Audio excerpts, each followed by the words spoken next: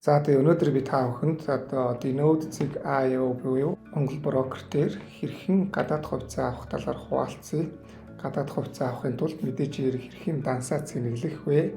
За тэгээ дансаа цэнэглэсний дараа хэрхэн хувьцаагаа авах вэ? Хувьцаагаа хэрхэн зарах вэ? За зарсныхаа дараа мөнгөө буцааж татаж авахын тулд зарлага гаргах ёстой. Тэгээ зарлагаа хэрхэн хийх вэ гэх мэтчлэн та бүхэнд тодорхой хуваалцах болно. За юун түрүүнд энэ видеог анх удаа үзэж байгаа хүн байх юм бол YouTube сувг руу орно. Мөнгөс Ганбаатар гэдэг миний YouTube сувг байгаа. Дээрээс та бүхэн гадаад хувьцаа хэрхэн авах, яаж авах, ямар дүн шинжилгээ хийх, юун дээр анхаарах уу, хэдэн ширхэг хувьцаа авах уу гэд бүх төрлийн одоо контентууд байгаа. Та бүхэн энийг ороод үзээрэй. За тэгээд энэ видеог үзэхээс өмнө энэ хөрөнгө оруулалтын дансаа хэрхэн нээх вэ гэд энэ рүү ороод бүхэн Dnode дээр хаягаа нээчих хэрэгтэй хамгийн түрүүнд хийх зүйл. За дараа нь одоо би та бүхэнд юу хийх ёстой талаар хуваалцах гэж байна. За тэгээд үлээ нэвтрээ. За мэдээж яг өмнөх видеоны дагуу та бүхэн дансаа нээсэн баг. За тэгээд нэвтрэх гээд за тэгээд яах вэ? Мэйл хаягаа хийгээд нууц зүгээр хийгээд тэгээд нэвтрлээ. За тэгэнгүүт та бүхний харж байгаачлан ийм хоёр алхамд баталгаажуулалт гарч ирнэ. Гар утаснасаа Google Authenticator application руу ороод нөгөө 6 орондоо тагаа бичиж 580 766. За ингэнгүү та бүхэн харж байгаачлан миний дансанд одоо 498 мянган төгрөг байна. Доллараар бол 144,162 гэт гараад ирсэн байна. За тэгээд дансаа цэнэглэхийн тулд Global Stock гэдгийг дарна. Ингээд дарангуут хитвчээр та бүхний харж байгаачлан орлого, зарлага гэсэн хэсэгтээ гарч ирж байна тийм үү. За орлого хэсгийг угаасаа дарагдсан байна. За хөрөнгөө сонгох гэдэг дээр нь USD буюу доллараар сонгонгууд та бүхний харж байгаачлан хаашаа мөнгө шилжүүлэх вэ гэдэг зүйл гарч ирж байна. Голомт банк дансны дугаар нь энэ байна 2025 гээд дансны нэр нь Dnode гэж гарч ирэх юм байна шүү. За тэгээд үнийг анхаараарай. За тэгээд орлогын доод дунд $1 цэнэглэн шүү гэж байгаа. За тэгээд гүйлгээний утга дээр та бүхэн энэ утгыг яах нь вэ?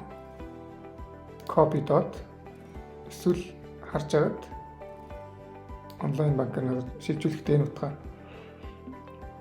тавина гэсэн үг. Энэ утга тавихгүй бол таны дансанд мөнгө орж ирэхгүй. За тэгэхээр би одоо шууд шилжүүлээд үзье хэдүүлээ. Хэр хугацаанд орж ирж байгааг харъя. Голомт банк. За голомтын данс оронд за ингээд гүйлгээ. Голомтын данс оронд за дансны дугаар нь 20 25 14 3 7 4. За ингээд Dnode гэдэг юм гарч ирж тийм үү. За тэгээд 200 мянган төгрөг шилжүүлье. За энэ дээр болохоор 200 мянгаыг 3459-оор хуваагаад өөрөөр хэлбэл одоогийн ханш 3459 төгрөг $1-тай тэнцэх юм байна. За тэгээд гүйлгээний утга дээр нь энэ ID гэдэг хэсгээ бичнэ гэсэн үг.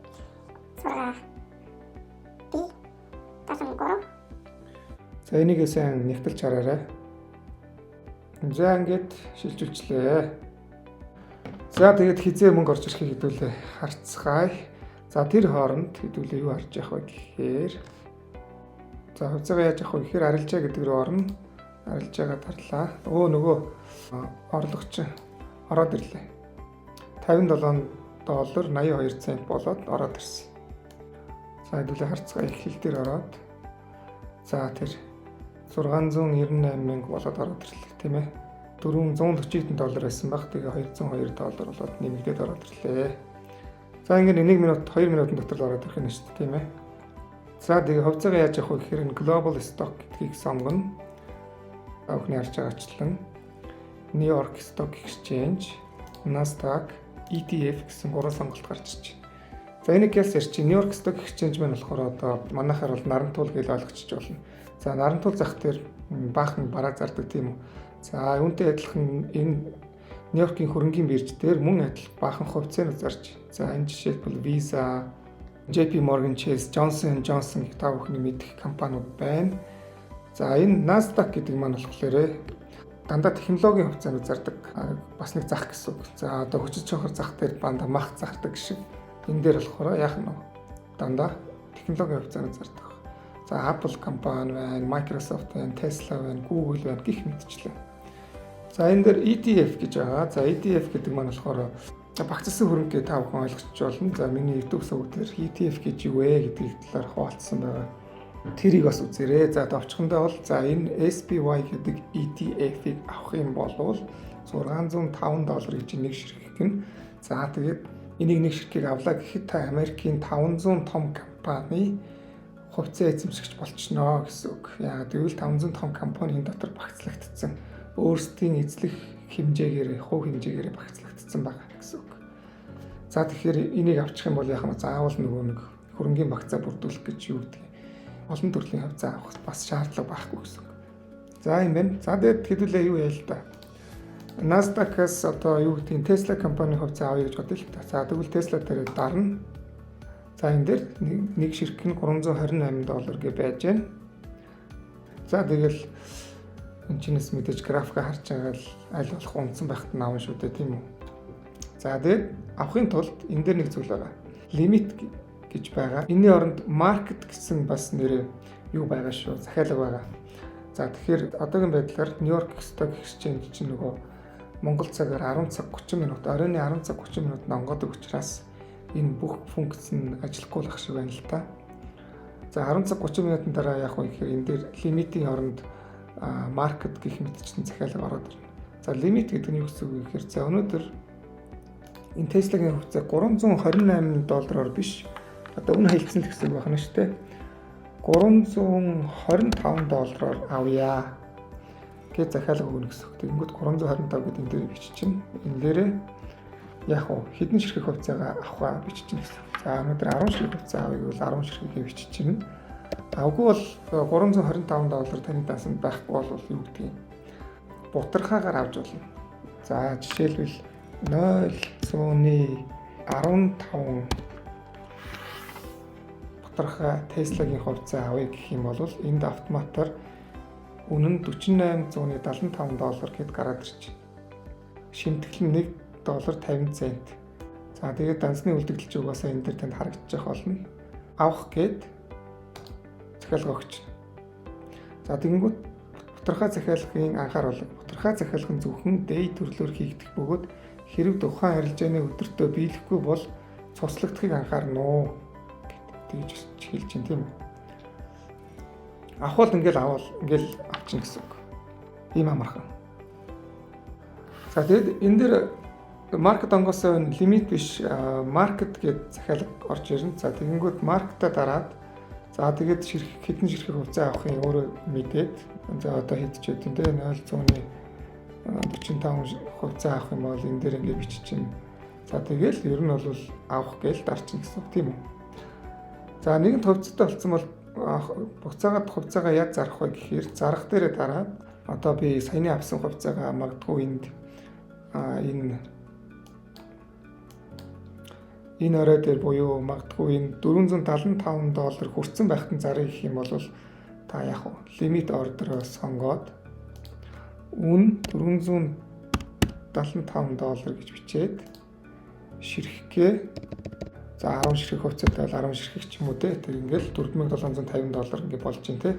За тэгээд арилжааны шимтгэл нь 0.5% байх нь шүү дээ юм уу. Тэгээ $23.79 та арилжааны шимтгэл төлөх нэ гэх мэтчлээ. За авах бол авах, зарах бол зарах. За дахиад нэг явчих. Захиалга дээр би нөгөө энд захиалга хэсэг дээр одоо нөгөө таны захиалсан захиалгач ингэ байж 0.15 бутархаа Tesla-г авъя гэдэг энэ захиалсан учраас энийг хараад ирчихсэн. За үүнийг ингэ цуцалчих. Түрүүний жишээ үзүүлсэн учраас.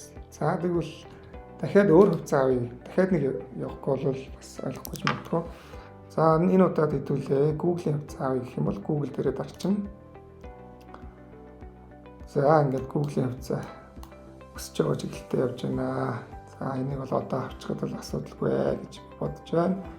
За магадгүй Google-ийн хувьцааг $187 дээр хамаар байна гэж захиалга өгчий. Хэвлээ.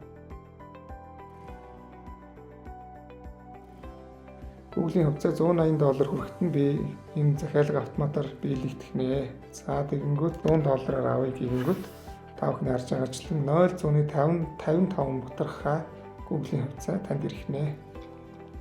За ингээд авах. Ингээд ойлголоо гэд ингээд арчна. За гих мэтчлэн хувьцаагаа авах нэ.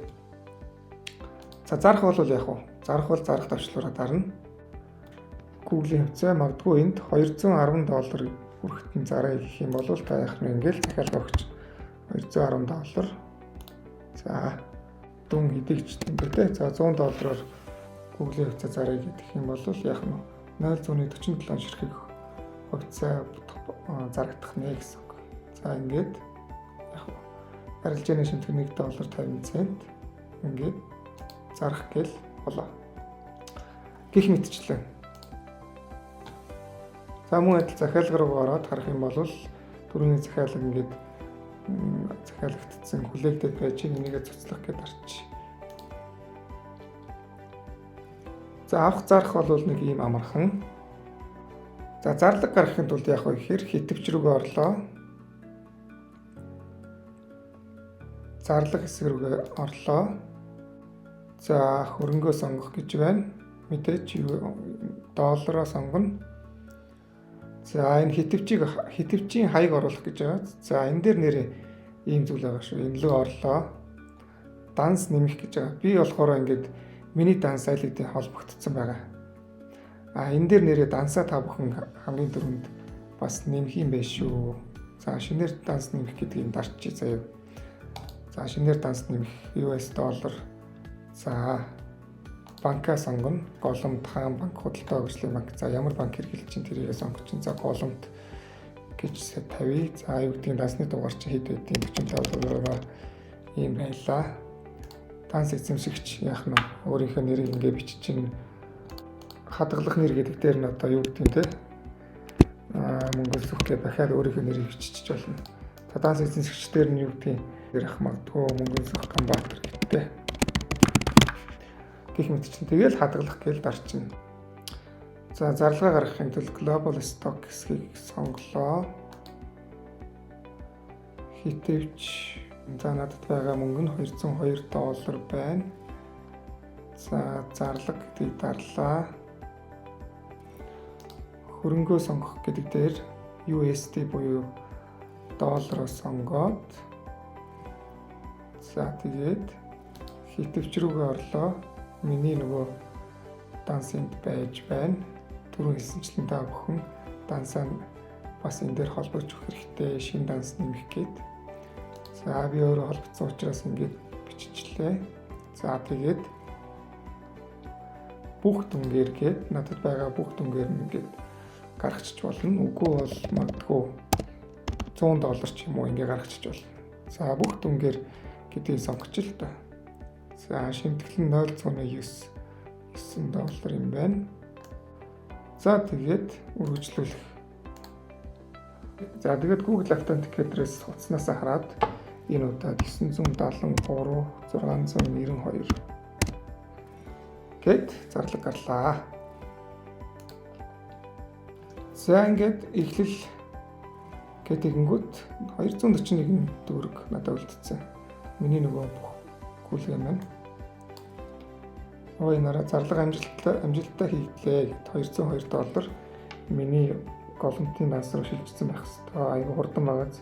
За юу ч гэсэн харъя орж ирч үгүй. Энэ нара Global Withdraw гэд 697,663 гэд ороод ирсэн байна. За маш хурдан байна. Энэ мэтчлэн та бүхэн дансаа цэнэглэн, хувьцаагаа авна, хувьцаагаа буцаад зарна. За зарсан мөнгөө яах нь данс руугаа ингэж татаж авах нэ. За асуулт асуух юм бол Мөнгөн Сах Ганбаатар гэдэг Instagram хаяг байгаа. Та бүхэн тэр лөө ороод тэгээд мессеж хийрээ. Нэг чухал зүйл та бүхэнд хуваалцахад санхүүгийн зохицуулах хороо гэж байгаа. Энэ Denote.io гэдэг энэ Монгол брокер ер нь хэр зэрэг баталгаатай юм бэ гэдгийг бас нэг шалгах үзүүлэлт нь болохоор энэ санхүүгийн зохицуулах хорооны вебсайт руу хэдүүлээ орцгоё. За ингээд хагаад үзэх юм бол санхүүгийн зохицуулах хороо гэж байгаа. За энэ рүү орлоо. За энэ дээр зохицуулалтын салбар гэж байна. За ингээд доош явах юм бол виртуал хөрөнгийн үйлчилгээ үзүүлэгч гэдэг. Энийг хэдүүлээ даръя. За тэгэнгүүт энэ Denote.io гэдэг байгаа юу маань брокер маань энэ дээр бүртгэлтэй байна уу үгүй юу харцгаая. За тэгэнгүүт And Denote гэдэг энэ байж 3 номерт And Denote. За тусгай зөвшөөрөл олгосон өгнө 2022 оны 11 сарын 25-нд. За хаяг нь Улаанбаатар Сүхбаатар дүүрэг 1-р хороо Олимпийн гудамж Монкон Тавар 6 давхар 1 дот гинэ. За ингээд дэлгэрэнгүй оръё. За тэгэнгүүт компани улсын бүртгэлийн дугаар, регистрийн дугаар, зөвшөөрөл олгосон он сар өдөр, тусгай зөвшөөрлийн дугаар. За өөр юу вэ харъя. Одоо эрхэлж үйл ажиллагааны хэлбэр гэдэг ийм хэлбэрүүд нь. За гүйцэтгэх захирлан за бэлгүүн гэж хүн байдаг юм байна шүү. За энэ хаяг нь байна.